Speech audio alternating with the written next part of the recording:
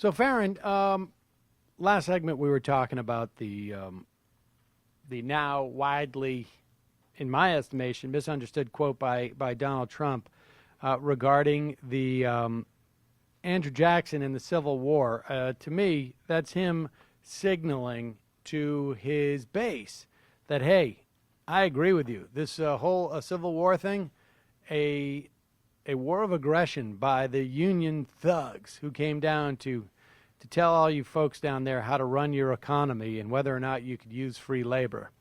And largely misunderstood in my estimation, largely written off as Donald Trump just being Donald. What a weird guy. Well, this was also pretty weird, wasn't it? Where he invited, without checking with the State Department, Philippine so-called President Rodrigo Duterte, who has killed nearly 7,000 of his own people, which is in the guise of a war on drugs. It is mostly a systematic targeting of poor and defenseless people, according to Amnesty International. Many people consider it a war on poor, not on on drugs.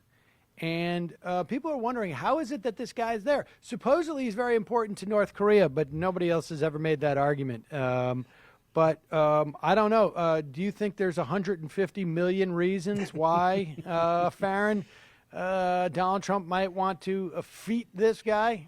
Well, that's what's so interesting is the whole follow the money trend in some journalism has just completely disappeared.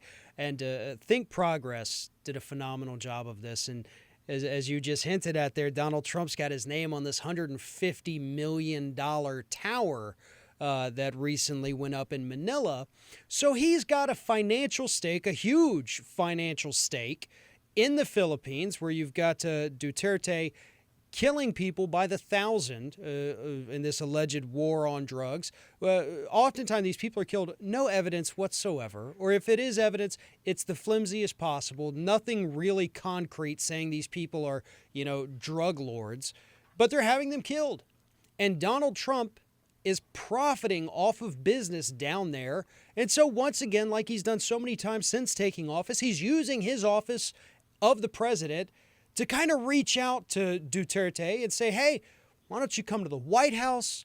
Let's chit-chat. Let's stroll around. Maybe we can go play a round of golf at Trump National over here. And that's what this is for him. This is a big business deal-making opportunity. That's what it's always been.